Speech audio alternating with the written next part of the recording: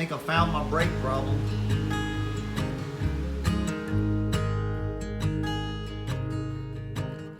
So as you guys can see, we had a major problem with the Carbon Fox. The brake caliper tried to lock up on it. So if you guys don't know, this car has an N51 HR camshaft in it. For whatever reason, my car has a very low vacuum issue. I don't think everybody has that problem with that cam, but you will lose vacuum with a bigger cam like that. So with that being said, my brakes don't work the best.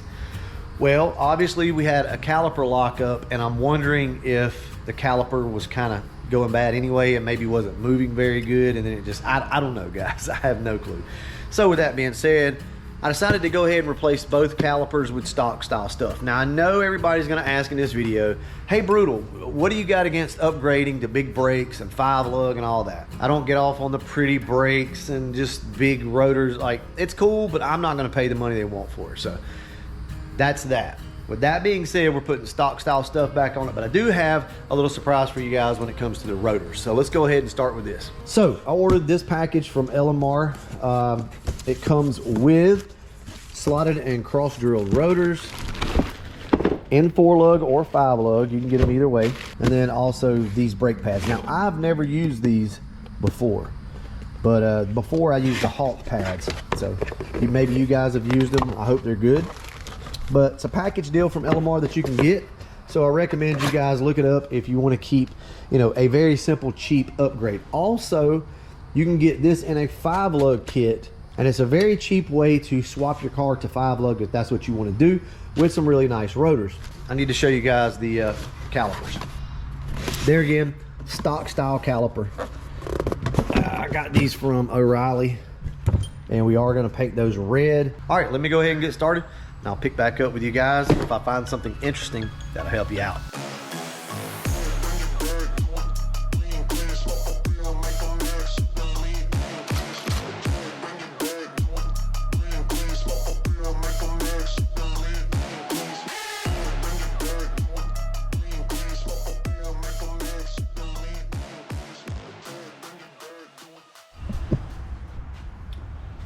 I want to talk a little bit about the rotors before we install them, show you guys what they look like. That's a very good upgrade for anybody that wants a new set of rotors.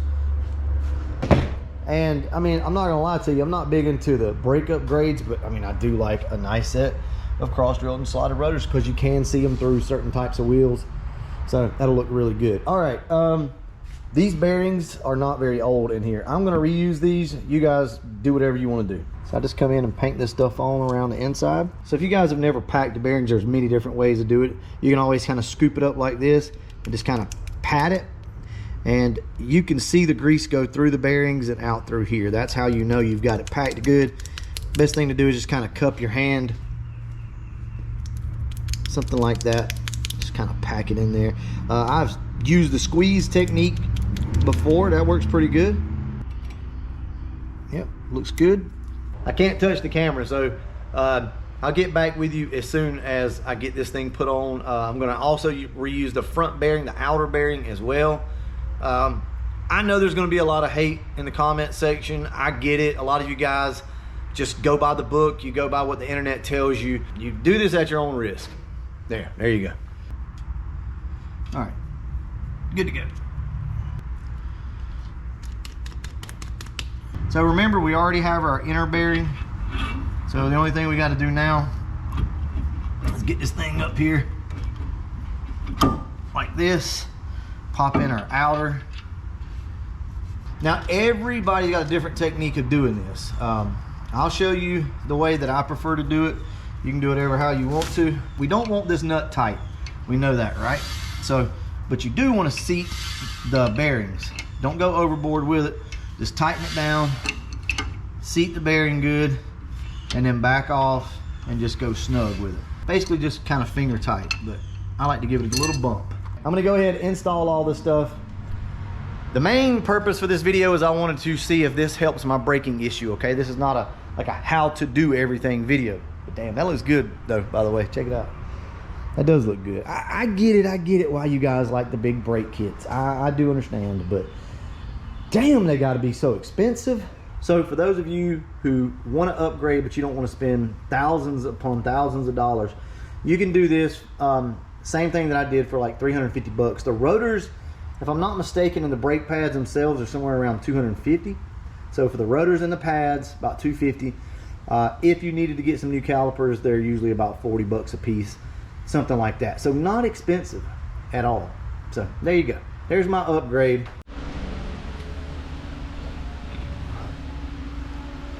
We got everything back together and it looks good in there.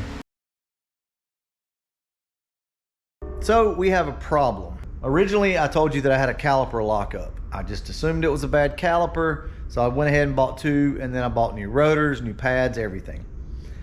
Well, something just didn't feel right. Still kind of spongy, just felt like it kept getting air in the line, like type situation.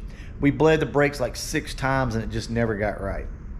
Well, Andrew comes over to help, bleed the brakes again, and now the brakes, both of them locked down. Both front brakes locked down. You have to pull the pedal up with your foot, and if you pull it back up, then the brakes will unlock.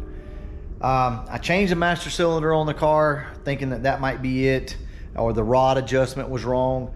Did all that. The brakes feel better now that the rod is adjusted properly, but it still didn't fix the problem. So you guys are probably thinking it right now. It looks like it's gonna be old lines. So the lines that your soft lines, your rubber lines that come from the car down to your caliper probably are bad. Either way, I'll get back up with you guys tomorrow and we'll see if that fixed the problem. Some of you are gonna say, hey man, hey, stop. You need to upgrade to the braided lines. You're correct, I do. But I'm trying to get this car running right now. I'm trying to get it going. So eventually I'll reach out to Stifler's. We'll probably get something worked out for the gray car. But for now, these will absolutely work. This is a stock brake system on the car. So we did get our new lines. I'll let you know if this fixes a problem, and I'll see you in just a second. Update time. We've got our new brake lines on, and I kind of bled them out, I guess you could say. I didn't show the bleeding process because it really doesn't work that great, but it does help you get the initial air out of the line.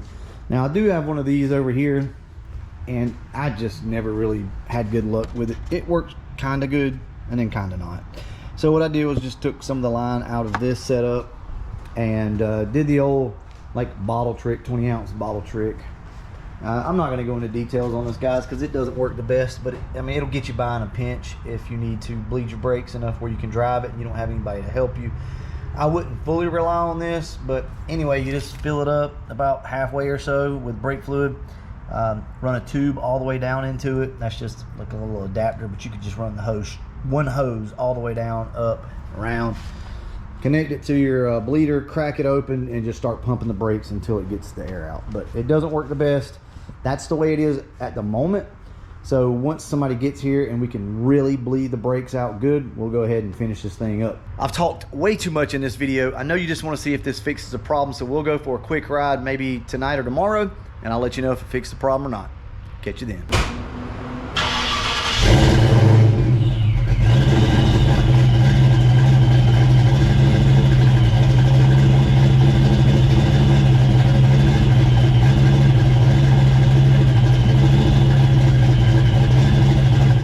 Drive the car around a little bit more, and then we'll come back and we'll talk about it. I'll let you know if the brakes fade, if we have that locking up issue that we had before.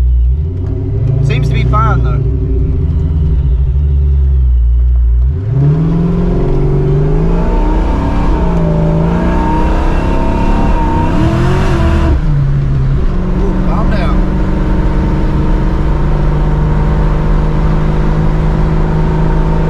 Back in the house and we'll talk about it. All right, before we go home, I want to show you guys what's happening here. All right, check this out. Press the brakes, and then I can still pull the pedal up. So the pedal just does not want to come up. And when we press the brakes and let off, it still has a drag. You can feel it. Like, brakes work great right now, and then I go to take off, and you can feel the brakes drag until you pull the pedal back up. So you guys know everything has been replaced. The only thing that hasn't been done that may be the problem is obviously the brake booster, maybe. And if that's not the issue, it could be basically the block, the brake block, or it's not really a proportionate valve, but where all the lines come out. So it actually has a new booster on it, but this problem did start afterwards. At this point, I'm not even worried about the fact that the brakes don't work that great because we don't have vacuum. I mean, I just need brakes. I need them to not stick. If you think I got it all figured out and you think it's easy over here, I promise you it's not. We always have problems. So.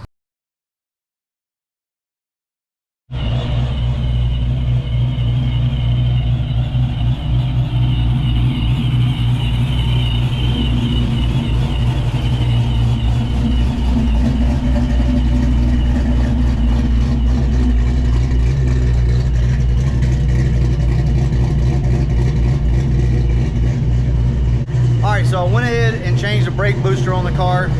The more I got to thinking about it, the more it just led back to the brake booster. So I went ahead and put my old one back on, and we're gonna go drive the car, and I wanna see if the brakes are still kind of sticking or whatever. I will tell you guys that I checked the rod, and the rod was fine. It wasn't contacting the master cylinder. I think it was literally just the brake booster itself was sticky.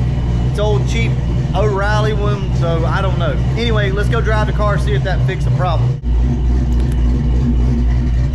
I always take this right after I take my wheels off, just in case. So I know that we're not gonna have good brakes because we still don't have vacuum, or good vacuum. I just wanna make sure that the brakes aren't sticking. I can tell you right now, the brakes feel completely different. I have way more throw on my pedal down here. Just listen. That is how a brake booster is supposed to sound in a Fox body.